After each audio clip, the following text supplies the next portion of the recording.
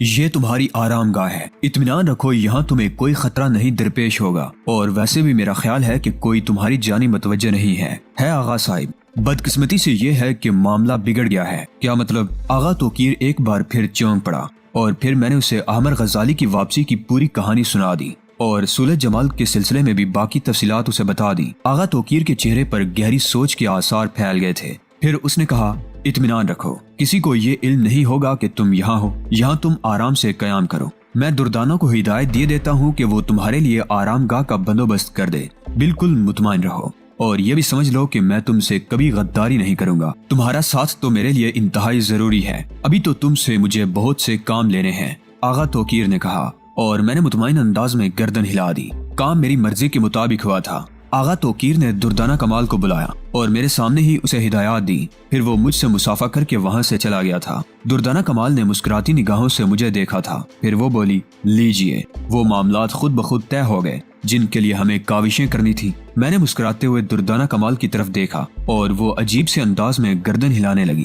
دردانہ کمال نے میرے لیے قیام گاہ کا بندوبست کیا تھا اور ایک خوبصورت کمرے میں میرے قیام کا تمام بندوبست کیا گیا تھا۔ کھانے پینے کے لیے بہترین اشیاء اور اس کے علاوہ وہ تمام آسائشیں مجھے یہاں مہیا کر دی گئی تھی جو میری ضرورت ہو سکتی تھی۔ ویسے مجھے لڑکی کے بارے میں زیادہ تشویش نہیں تھی۔ آغا توقیر ظاہر ہے اسے نہیں پا سکے گا، اور اس سلسلے میں بھی مجھے ہی عمل کرنا پڑے گا۔ کام میری پسند کے مطابق ہی ہو رہا تھا، لیکن بس اب اسے کچھ دیر کے لیے ٹالنا تھا، کم از کم اس وقت تک کے لیے جب تک آفتاب کمال میرے پاس نہ پہنچ جائے۔ اور پھر یہ رات دردانہ کمال کے نام تھی۔ دردانہ کمال مقامی لڑکی تھی، لیکن ذہنی طور پر نہایت فراخ اور کشادہ طبیعت کی مالک لڑکی تھی۔ وہ میرے ساتھ انتہائی بے تکلفی سے پیش آ رہی تھی اور اس کی آنکھوں میں عجیب سی کیفیت تھی۔ میں نے اسے کہا، آپ بھی سوچتی ہوں گی کہ یہ شخص کس قدر بے باک ہے۔ آپ کو میں نے کافی پریشان کیا ہے دردانہ صاحبہ، کیسی باتیں کرتے ہو؟ میں تو خود تمہارے فریب میں گرفتار ہو گئی ہوں۔ فریب میں؟ ہاں، اسے فریب کے علاوہ اور کیا کہا جا سکتا ہے؟ کیوں؟ بس عجیب ہوں میں بھی، انتہائی احمق، انتہائی بے وقوف۔ حالانکہ اپنے طور پر ایک بڑی ذمہ داری سنبھالی ہوئی ہے، لیکن بعض اوقات مجھے خود بھی احساس ہوتا ہے کہ میں اس پائی کی عورت نہیں ہوں جس پائی کی بننا چاہتی ہوں۔ برائے کرم کچھ تفصیلات بتانا پسند کریں گی؟ میں نے کہا، اور دردانہ عجیب سی نگاہوں سے مجھے دیکھنے لگی، پھر بولی، کیا تمہیں اس بات کا احساس ہے کہ تم خطرے میں ہو؟ کیا مطلب؟ آغا توقیر کے ساتھ تم خطرے میں ہو، اس نے کہا، اور میں بونچکا ہو کر اسے دیکھنے لگا۔ پھر میں نے آہستہ سے کہا، نہیں، مجھے اس کا اندازہ نہیں ہے۔ سولہ جمال کو جانتے ہو؟ ہاں، کیوں نہیں؟ تب پھر میں تمہیں یہ بتانا ضروری سمجھتی ہوں میرے دوست کہ تم شدید خطرے میں گرفتار ہو۔ سولہ جمال سے غالباً تمہارا کوئی مسئلہ چل رہا ہے۔ ہاں، سولہ جمال آغا توقیر سے ملی تھی۔ کب؟ میں ایک دم سنسنی محسوس کیے بغیر نہ رہ سکا تھا۔ کل صبح، اس نے جواب دیا، اور میں خوفزدہ نگاہوں سے اسے دیکھنے لگا۔ اس نے آہستہ سے کہا، اس سے پہلے یہ لوگ ایک دوسرے کے دوست نہیں تھے، بلکہ ایک طرح سے دشمنی تھی ان کے درمیان۔ لیکن سولہ جمال نے آغا توقیر سے گفتگو کی اور کہا کہ تم نہ صرف اس کے لیے بلکہ آغا توقیر کے لیے بھی خطرناک ثابت ہو سکتے ہو، چنانچہ کیوں نہ دونوں مل کر تم سے نمٹنے کا فیصلہ کریں۔ پھر میں نے کہا، اس کے بعد ان دونوں کے درمیان سمجھوتا ہو گیا، اور آغا توقیر نے سولہ جمال سے کہا کہ وہ تمہاری تلاش چھوڑ دے کیونکہ اب یہ کام آغا توقیر نے سنبھال لیا ہے۔ پھر میں نے اسی انداز میں پوچھا، اور بس اب تم یہاں آ گئے ہو؟ میں تمہیں یہ بتا دینا ضروری سمجھتی ہوں کہ آغا توقیر بہت اچھا انسان نہیں ہے۔ جس سلسلے میں وہ عمل کر رہا ہے، اس میں اس کا اپنا لالچ چھپا ہوا ہے۔ وہ اگر تم سے ایسی کوئی بات کہتا ہے جو تمہارے مفاد میں ہو تو یوں سمجھ لو کہ وہ تم سے فریب کر رہا ہے۔ میں نے عجیب سی نظروں سے دردانہ کمال کو دیکھتے ہوئے کہا، اور تم مجھے یہ سب کچھ کیوں بتا رہی ہو دردانہ؟ کہہ چکی ہوں نا کہ میں اس پائے کی عورت نہیں ہوں جس پائے کے کاموں میں الجھ گئی ہوں۔ مجھ میں ابھی وہ عورت زندہ ہے جو محبت کرتی ہے، چاہتی ہے، پسند کرتی ہے، اور اپنی پسند کے ہاتھوں زندگی کھو بیٹھتی ہے۔ ہو سکتا ہے جو کچھ میں نے تمہیں بتایا ہے اس کے بعد تمہارے اندر جو رد عمل ہو اس کے نتیجے میں مجھے موت کے گھاٹ اترنا پڑے، لیکن میں نے زندگی کی بازی لگا کر تمہاری زندگی بچانے کی کوشش کی ہے، اور مرتے وقت کم از کم مجھے اس بات کا اطمینان رہے گا کہ میں نے جسے پسند کیا، جسے چاہا، اس کے لیے جان دے دی۔ میں دردانہ کمال کو دیکھتا رہا۔ آغا توقیر اور سولہ جمال کا مل جانا واقعی میرے لیے ایک خوفناک عمل تھا۔ بھرطور دردانہ کمال نے اس وقت جس دوستی کا ثبوت دیا تھا میں اسے نظر انداز نہیں کر سکتا تھا۔ میں نے آہستہ سے کہا، دردانہ، تم اطمینان رکھو، وہ لوگ میرا بال بیکا بھی نہیں کر سکیں گے، اور میں انہیں نقصان پہنچا دوں گا۔ لیکن اس بات کا بھی بھروسہ رکھو دردانہ کہ میں تمہیں ایک دوست کی حیثیت سے ہمیشہ یاد رکھوں گا، اور اس بات کو کبھی نظر انداز نہیں کروں گا کہ تم نے بے لوث میری مدد کی تھی۔ دردانہ کمال کی آنکھوں سے آنسو جاری ہو گئے، جنہیں اس نے چند ہی لمحات کے بعد پوچھ ڈالا اور بولی، یاد رکھنا، کم از کم یہ بات ضرور یاد رکھنا کہ تمہیں یہاں ایک انتہائی بے وقوف اور احمق قسم کی عورت سے ملاقات کرنی پڑی تھی۔ نہیں دردانہ، تم نے جو کچھ کیا ہے اس سے انسانیت کا مفاد بھی وابستہ ہے۔ بہرحال دردانہ کا یہ انکشاف میرے لیے بے حد سنسنی خیز تھا، اور اس نے مجھے بر وقت ہوشیار کر کے میرا دل جیت لیا تھا، اور میں اس کے بارے میں محبت سے سوچنے لگا تھا۔ ویسے لڑکیوں کے بارے میں میرے تجربات میں مزید اضافہ ہی ہوتا جا رہا تھا۔ یہ کہیں اور کسی بھی حیثیت میں پہنچ جائیں، بالآخر عورت ہی رہتی ہیں، اور بعض اوقات اپنے عورت پن کے ہاتھوں اس طرح تباہ و برباد ہوتی ہیں کہ ان کی تباہی پر دکھ کرنے کا وقت بھی نہیں ملتا۔ برطور یہ ساری باتیں اپنی جگہ، دردانہ کمال کے ساتھ جو وقت گزرا وہ بھی بہت حسین تھا، لیکن میری سوچیں اب ذرا مختلف شکل اختیار کر چکی تھی۔ آغا توقیر اور سولج جمال مل گئے تھے، اور اس کے بعد جو واقعات منظر عام پر آنے والے تھے ان کا اندازہ لگایا جا سکتا تھا، لیکن میری اور آغا توقیر کی جو گفتگو ہوئی تھی اس سے میں نے یہ پتہ ضرور چلا لیا تھا، خاص طور پر دردانہ کمال کے بتائے ہوئے حالات کی روشنی میں، کہ سولج جمال نے آغا توقیر کو وہ تمام تفصیلات نہیں بتائیں جو اسے میری زبانی معلوم ہوئی۔ اگر ایسا ہو جاتا تو یقینی طور پر آغا توقیر کی کیفیت مختلف ہوتی، اور جو کام اس نے مجھ سے ملاقات کے بعد شروع کیا تھا وہ مجھ سے ملاقات سے پہلے ہی شروع کر سکتا تھا۔ یعنی محترمہ سولج جمال نے آغا توقیر کو بھی چارہ ڈالا ہے، اور جو کچھ بھی ان کے درمیان معاملات طے ہوئے ہیں، کم از کم آغا توقیر کو یہ بات نہیں معلوم ہو سکی تھی جو اسے میرے ذریعے معلوم ہوئی۔ اس سے ایک فائدہ بھی حاصل ہو سکتا تھا، وہ یہ کہ آغا توقیر سولج جمال سے مل جانے کے باوجود اس پر اعتبار نہیں کرے گا، اور یہ ایک دلچسپ بات تھی کہ وہ دونوں دوست بننے کے باوجود ایک بار پھر دشمن بن گئے تھے، اور مجھے یقینی طور پر اس سے فائدہ ہونا چاہیے تھا۔ وہ رات وہی میں نے سکون سے گزاری۔ آغا توقیر کے بارے میں نا اندازہ مجھے تھا کہ اگر اس نے روزانہ فرناز کو حاصل کرنے کی کوشش کی اور اس میں کامیابی یا ناکامی ہوئی تو وہ مجھے اس کی اطلاع ضرور دے گا۔ ویسے امکانات ناکامی ہی کے تھے۔ میں نے نہایت خوش اسلوبی سے ایک چھوٹے سے طریقہ کار سے روزانہ فرناز کو محفوظ کر دیا تھا، اور اب یہ کام اتنا آسان نہیں تھا۔ ویسے مسٹر ڈگلسن خود بھی جرائم پیشہ آدمی تھے، اور وہ جانتے تھے کہ ان کی تمام تر کاوشوں کا پھل روزانہ فرناز ہی ہے، چنانچہ وہ بھی اسے آسانی سے آغا توقیر کے قبضے میں نہیں جانے دیں گے۔ یہ ایک مثلث بن گیا تھا، اور اس مثلث میں میں چوتھا آدمی تھا، لیکن مجھے تھوڑا سا وقت ٹالنا تھا تاکہ آفتاب کمال یہاں پہنچ جائے۔ صورتحال کچھ ایسی ہی ہو گئی تھی کہ آفتاب کمال کا آنا بے حد ضروری تھا، چنانچہ اسی دن تقریباً دوپہر کو 12 بجے آغا توقیر میرے پاس پہنچا۔ اب اس کے چہرے پر مایوسی کے آثار نظر آ رہے تھے، انداز بھی ایسا لگ رہا تھا جیسے وہ شدید محنت کرتا رہا ہو، آنکھوں میں رات جاگنے کے آثار تھے۔ تاہم مجھ سے خوش اخلاقی اور نرمی سے ملا۔ میں نے اسے دیکھتے ہوئے کہا، کہیے آغا صاحب، کیا خبر سنا رہے ہیں؟ ناکامی کی خبر، اس نے سرد لہجے میں کہا۔ کیا مطلب؟ میں چونک کر بولا، روزانہ فرناز اب وہاں موجود نہیں ہے۔ اوہ، یہ کب کی بات ہے؟ کل شام سے لے کر آج صبح تک کی۔ مطلب بھائی سیدھی سی بات کر رہا ہوں کہ اب وہ وہاں موجود نہیں ہے، اسے وہاں سے ہٹا دیا گیا ہے۔ میں نے اپنے چہرے پر اس قسم کے آثار پیدا کر دیے جیسے اس اطلاع سے مجھے افسوس ہوا ہو۔ بہت دیر تک خاموشی رہی، پھر میں نے کہا، لیکن میں سمجھتا ہوں کہ ایسا کیوں ہوا ہے۔ کیا مجھے سمجھانا پسند کریں گے آغا توقیر صاحب؟ نہیں، کوئی ایسی اہم بات نہیں ہے۔ مسٹر ڈگلسن کو تم بے وقوف کیوں سمجھتے ہو؟ مسٹر ڈگلسن؟ میں نے سرد لہجے میں کہا۔ ہاں، وہ شخص بہت چالاک ہے، اور اسے اب یہ اندازہ ہو گیا ہے کہ روزانہ فرناز کو اب منظر عام پر رہنا مناسب نہیں ہے۔ حالانکہ اس سے پہلے روزانہ فرناز کو میری تلاش تھی، اور ڈگلسن نے یہ مشہور کیا ہوا تھا کہ اگر وہ مجھے تلاش کر لے گی تو اسے اس کے ماضی کے متعلق بہت سی معلومات حاصل ہو جائیں گی۔ لیکن اب ڈگلسن یہ کھیل کھیلنے پر آمادہ نہیں ہے، اور اس نے روزانہ فرناز کو وہاں سے ہٹا دیا ہے۔ میں اس تمام گفتگو کو سننے کے بعد بھی خاموش رہا تھا۔ آغا توقیر نے کہا، اور میں اس ناکامی کو برداشت نہیں کر سکتا میرے دوست۔ ناکامی کا تصور آپ کیوں کرتے ہیں آغا صاحب؟ تو پھر آغا توقیر نے سوالیہ نگاہوں سے مجھے دیکھا۔ ہم لوگ جد و جہد کر رہے ہیں اور کرتے رہیں گے، اور ایک بات آپ اچھی طرح جانتے ہیں آغا توقیر صاحب کہ ڈگلسن میری مٹھی میں ہے۔ اوہ ہاں، واقعی۔ آغا توقیر جیسے کسی خیال سے چونک پڑا۔ اور اگر ڈگلسن میری مٹھی میں ہے تو آپ یوں سمجھ لیجئے کہ روزانہ فرناز بھی میرے ہاتھوں کی پہنچ سے دور نہیں ہے۔ آغا توقیر کا چہرہ ایک دم کھل اٹھا۔ اس نے کہا، کمال ہے، اتنا بے وقوف ہوں میں، بعض معاملات میں اتنا سا اندازہ نہیں لگا سکا، اور اس سلسلے میں سخت پریشانی کا شکار رہا ہوں۔ آپ بالکل مطمئن رہیں، مسٹر ڈگلسن کو تلاش کر کے یہ معلوم کر لینا کہ انہوں نے روزانہ فرناز کو کہاں رکھا ہے میرے لیے کوئی مشکل کام نہیں ہے۔ واقعی۔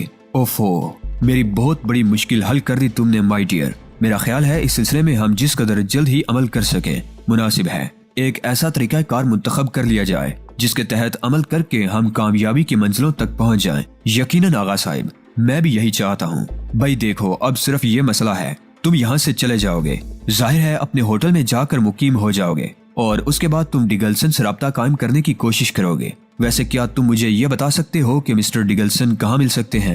وہ چالاک آدمی کبھی مجھے اپنی رہائش گاہ کے بارے میں نہیں بتاتا، بلکہ جب بھی مجھ سے ملاقات کرنی ہوتی ہے وہ خود ہی میرے پاس پہنچ جاتا ہے۔ چلو یوں ہی صحیح، ہمیں اس کی رہائش گاہ سے کوئی دلچسپی نہیں ہے۔ اب مسٹر ڈگلسن سے جب تمہاری ملاقات ہوگی تو تم کیا کرو گے؟ اس کا مشورہ میں آپ سے چاہتا ہوں آغا صاحب۔ میرا خیال ہے اسے مختصراً صورتحال سے آگاہ کر دو، اور ایسا کرو کہ میرے اور اس کے درمیان مفاہمت کرا دو، یا پھر اگر یہ بھی نہ کرنا چاہو تو پھر یوں کرو کہ اسے اس جگہ کے بارے میں آگاہ کر دو جہاں اس لڑکی کی ماں موجود ہے۔ لیکن یہ آگاہی معاف کرنا میں ابھی تمہیں فراہم نہیں کروں گا۔ ڈگلسن سے رابطہ کرو، روزانہ فرناز کے بارے میں معلومات حاصل کرو، اور پھر ٹیلی فون پر مجھے اطلاع دو، اور اس کے بعد ایک مقررہ عمل کے تحت تم ڈگلسن پر اس بات کا انکشاف کرو کہ لڑکی کی ماں کہاں ہے۔ واقعات اسے بتا دینا اب ضروری ہو گیا ہے، کیونکہ اب ہم میں سے کوئی بھی اس بات سے لائم نہیں ہے کہ صورتحال کیا ہے۔ ٹھیک کہتے ہیں آپ آغا توقیر صاحب۔ پھر جب تم ڈگلسن کو لے کر وہاں جاؤ تو میں تمہارا تعاقب کروں گا، اور اس کے بعد اس جگہ تک پہنچ جاؤں گا جہاں یہ سارا گیم ہوگا۔ سمجھ رہے ہو نا میری بات؟ ہم عین وقت پر مسٹر ڈگلسن کو چت کریں گے۔ میں پرخیال نگاہوں سے آغا توقیر کو دیکھتا رہا، پھر میں نے کہا، مجھے آپ سے اتفاق ہے آغا صاحب، مگر انتہائی ہوشیاری سے کام کرنا ہوگا۔ ذرا سی چوک ہم لوگوں کو نقصان سے دوچار کر سکتی ہے، میں جانتا ہوں۔ تو بس ٹھیک ہے، یہ بات ہمارے درمیان طے ہو گئی، تو پھر اب میں اجازت چاہتا ہوں۔ تمہارا بہت بہت شکریہ، لیکن ایک بات کا خیال رکھنا، میں تم پر بہت بڑا بھروسہ کر چکا ہوں، اور اس بھروسے کو داغدار نہ کرنا۔ بعض اوقات آپ کے یہ الفاظ مجھے اپنی توہین محسوس ہوتے ہیں۔ اوہ نہیں میرے دوست، حالات کچھ ایسے ہیں کہ میں ان سے خوفزدہ رہتا ہوں، مگر ایسی صورت میں معافی چاہتا ہوں، آئندہ احتیاط رکھوں گا، آغا توقیر نے کہا، اور پھر میں اسے اجازت لے کر باہر نکل آیا۔ کچھ خدشات مجھے بھی تھے۔ جو چکر چل رہا تھا وہ بے حد سنسنی خیز تھا، اور اس کھیل کے سارے کھلاڑی کسی بھی جگہ گڑبڑ کر سکتے تھے۔ مجھے یہ خوف بھی تھا کہ ڈگلسن کوئی نیا کھیل نہ شروع کر دے۔ بہرحال میں دھڑکتے دل کے ساتھ اپنے کمرے کے دروازے پر پہنچا تھا، اور اس کے بعد یہ اندازہ فوراً ہی ہو گیا تھا کہ روزانہ فرناز اندر موجود ہے۔ اس نے سپاٹ نگاہوں سے مجھے دیکھا، چہرے پر بیزاری کے آثار نظر آ رہے تھے، تاہم میں نے مسکراتے ہوئے اسے مخاطب کیا، ہیلو مس فرناز۔ اس نے میری بات کا جواب نہیں دیا، تو میں آگے بڑھ کر اس کے سامنے بیٹھ گیا۔ بہت زیادہ بوریت کا شکار ہیں۔ اس نے اب بھی کوئی جواب نہیں دیا، تو میں نے پھر کہا، مجھ سے ناراض ہیں؟ اوہ نہیں، ایسی کوئی بات نہیں ہے مسٹر شاہ۔ اس نے کہا، تو پھر کیا بات ہے؟ بس کچھ نہیں۔ کچھ تو ہے، میں نے سوال کیا، اور وہ عجیب سی نظروں سے مجھے دیکھنے لگی، پھر آہستہ سے بولی، میرے بارے میں کچھ جانتے ہو؟ مثلاً یہ جانتے ہو کہ میں کون ہوں؟ آپ روزانہ فرناز ہیں، بس۔ اور کیا جان سکتا ہوں آپ کے بارے میں بغیر آپ کے بتائے ہوئے؟ میں نے کہا، اور اس کی آنکھوں میں آنسو لرزنے لگے۔ چند لمحات وہ گردن جھکائے بیٹھی رہی، پھر اس نے کہا، سنو، میں کچھ بھی نہیں ہوں۔ اس کے ان الفاظ میں اتنا درد، اتنا کرب تھا کہ میں متاثر ہوئے بغیر نہ رہ سکا۔ اس نے روندی ہوئی آواز میں کہا، کچھ بھی نہیں ہوں میں، یقین کرو کچھ بھی نہیں ہوں۔ کیا آپ مجھے اپنے بارے میں کچھ بتانا پسند کریں گی مس فرناز؟ میں نے کہا۔ اس کی اس کیفیت سے میں واقعی متاثر ہو گیا تھا۔ کیا بتاؤں اپنے بارے میں؟ میں تو خود بھی کچھ نہیں جانتی۔ اوہ، میں خود کو نہیں جانتی۔ تمہیں حیرت نہیں ہو رہی اس بات پر کہ تمہارے سامنے ایک ایسا انسان موجود ہے جسے اپنے بارے میں کچھ بھی نہیں معلوم؟ میرے ماں باپ کون ہیں، میں کیا ہوں، کچھ بھی نہیں معلوم۔ مس فرناز، مسٹر ڈگلسن سے میری آپ کے موضوع پر بات چیت ہوئی ہے۔ مسٹر ڈگلسن کا کہنا ہے کہ بہت جلد، انتہائی مختصر وقت میں آپ اپنے بارے میں سب کچھ جان لیں گی۔ ویسے آپ ایک بات بتائیے کہ اپنے بارے میں جان کر آپ کیا کریں گی؟ یہ کوئی سوال ہے تمہارا؟ نہیں، میرا مطلب ہے آپ کے دل میں سب سے بڑی خواہش کیا ہے؟ صرف ایک۔ وہ کیا؟ وہ یہ کہ مجھے پتہ چل جائے کہ میری ماں کون ہے، میرا باپ کون ہے۔ اگر وہ اس دنیا میں موجود نہیں ہے تو کم از کم مجھے اپنی شناخت تو مل جائے، میں یہ تو جان لوں کہ میں کون ہوں۔ مجھے اپنے بارے میں کچھ نہیں معلوم۔ ایسے لوگ کتنے کم ہوں گے جو اپنے بارے میں سب کچھ نہیں جانتے۔ کوئی کسی بھی حیثیت کا مالک ہو، کہیں سے بھی تعلق رکھتا ہو، اسے کم از کم یہ تو معلوم ہوتا ہے کہ وہ کون ہے۔ میں ہمیشہ اپنے بارے میں سوچتی رہتی ہوں۔ میں یہ سوچتی ہوں کہ آخر میں کون ہوں، میں اس دنیا میں کب آئی، کیسے آئی، کیوں آئی۔ یہ ساری باتیں میرے دل کو بہت دکھ دیتی ہیں۔ یقیناً میں آپ سے متفق ہوں، لیکن اب آپ کو خوش ہو جانا چاہیے کہ بہت مختصر وقت میں آپ اپنے بارے میں سب کچھ جان لیں گی۔ آہ کاش یہ ممکن ہو جائے، اس نے درد بھرے لہجے میں کہا۔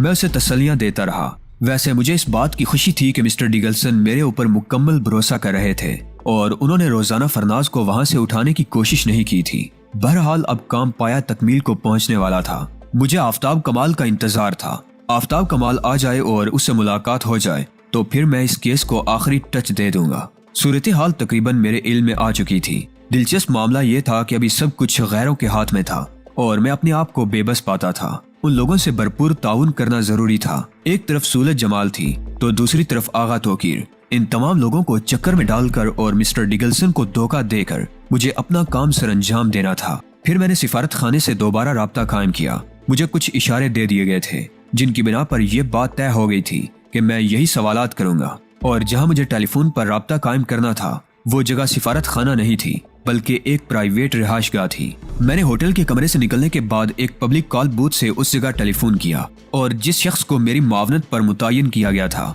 उसने मुस्तैदी से फोन रिसीव किया।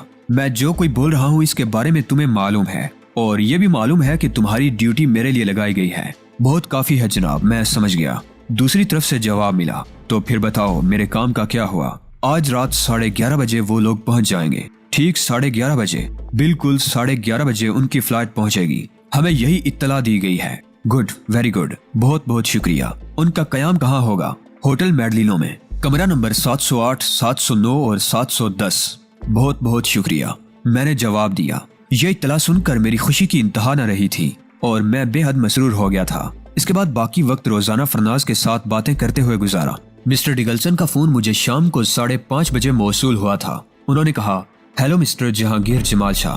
हेलो मिस्टर डिगल्सन, कहो इस सिलसिले में कुछ बात आगे बढ़ी? इस कदर आगे बढ़ गई है मिस्टर डिगल्सन कि आप सुनेंगे तो हैरान रह जाएंगे। क्या मतलब? मिस्टर डिगल्सन के लहजे में तजस्सुस था। आप यूँ समझ लीजिए कि मैं मंजिल तक पहुँचने में कामयाब हो गया हूँ, बस आखिरी मराहिल रह गए हैं। मैं तुम्हारे पास आ रहा हूँ। नहीं मिस्टर डिगल्सन, बराए करम भूल कर भी ऐसा अमल मत कीजिएगा। क्यों? मिस्टर डिगल्सन ने खौफजदा लहजे में पूछा। वो लोग एक एक लम्हा मेरी निगरानी कर रहे हैं और इस वक्त उनको उम्दगी से आमक बनाना ही हमारी कामयाबी की दलील है, वरना नाकामी हमारा मुकद्दर बन जाएगी। ओह, मैं समझ रहा हूँ। इसका मतलब है कि तुम बहुत आगे बढ़ गए हो। मैंने कहा ना, बहुत मुख्तसर वक्त में मैं आपको तमाम सूरत हाल से आगाह कर दूंगा और उसके बाद कामयाबी आपके कदम चूमेगी। काश काश ऐसा हो जाए। ऐसा होने वाला है मगर एहतियात और सब्र जरूरी है। मैं बहुत जल्द आपको खुशखबरी सुनाऊंगा, मैंने कहा और फोन बंद कर दिया। 8 बजे मैं बाहर निकल आया, किराए की एक गाड़ी हासिल की और चल पड़ा। लेकिन अपने इर्द गिर्द फैले हुए खतरात से मैं पूरी तरह आगाह था। बहुत देर तक मैं भरी पूरी सड़कों पर सफर करता रहा।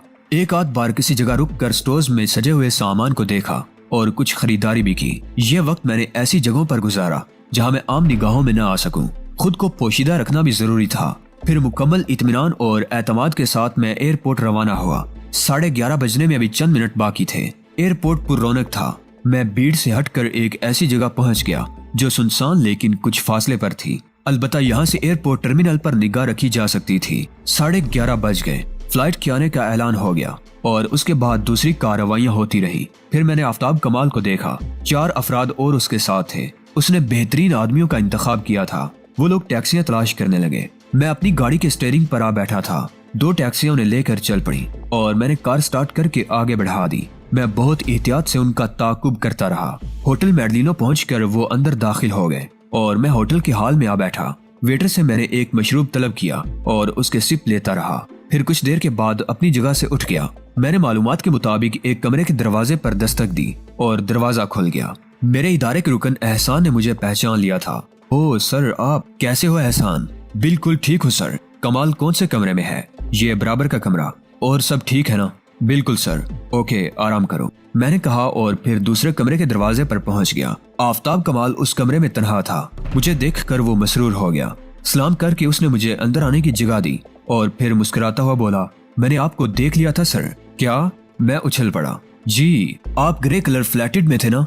आफ्ताब कमाल ने मुस्कुराते हुए कहा और मैं आंखें फाड़ कर रह गया। मैंने तो अपनी दानिश्त में बड़ा तीर मारा था, लेकिन आफ्ताब कमाल वाकई जादूगर था। सुनाओ, क्या हाल है? बिल्कुल ठीक। और कोई खास बात नहीं हुई? नहीं, इस दौरान बिल्कुल खैरियत रही। शहबाज अहमद साहब का कोई पैगाम? कोई खास नहीं, सिवाय इसके कि आपको उनसे बराह रास्त बात करनी है। ओह, कब, कहाँ? शाहरा बहजाद पर इकोन एशिस नामी एक इमारत है। اس کے فلیٹ نمبر 17 میں کوئی پروفیسر ابراہیم رہتے ہیں، وہ ایکسٹرنل سروسز کے انچارج ہیں، وہاں انتظام ہو جائے گا۔ ویری گڈ، میں نے آنکھیں پھاڑتے ہوئے کہا، پھر وہاں سے دوسرے انتظامات بھی ہو جائیں گے۔ 100%۔ پروفیسر سے رابطہ کب کرو گے؟ آپ سے رابطے کے بعد۔ اب میرے خیال میں وقت ضائع کرنا بیکار ہے، جیسا آپ مناسب خیال کریں، آفتاب کمال نے مستعدی سے کہا، اور میں نے گردن ہلا دی۔ اس بات کا اعتراف میں نے دل میں کیا تھا کہ آفتاب کمال کے آ جانے سے میری ہمت میں 1000 گنا اضافہ ہو گیا تھا۔